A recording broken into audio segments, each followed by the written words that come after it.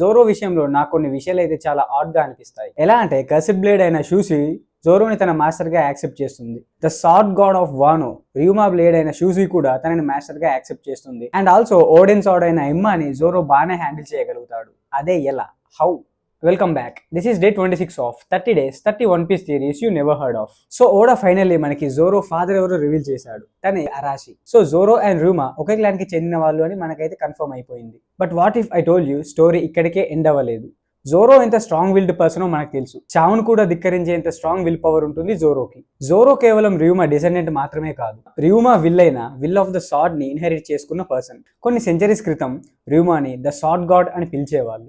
వానోని ఎంతో ఆనర్ తో ప్రొటెక్ట్ చేసేవాడు. అండ్ తన సార్డ్ అయిన షూసితో తన సోల్ కలగలిసి ఉండేది.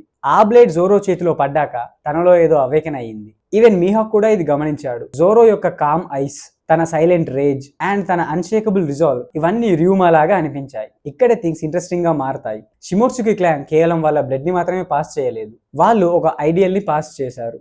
అదే ద బుషిడో విల్, ఒక మనిషి సోల్ ని తన సార్డ్ తో కలపడం. So every time Zoro cut చేసేటప్పుడు తన కోసం మాత్రమే ఫైట్ చేయట్లేదు, ఏన్షియంట్ సామురాయ్ యొక్క స్పిరిట్ ని తనతో క్యారీ చేస్తున్నాడు.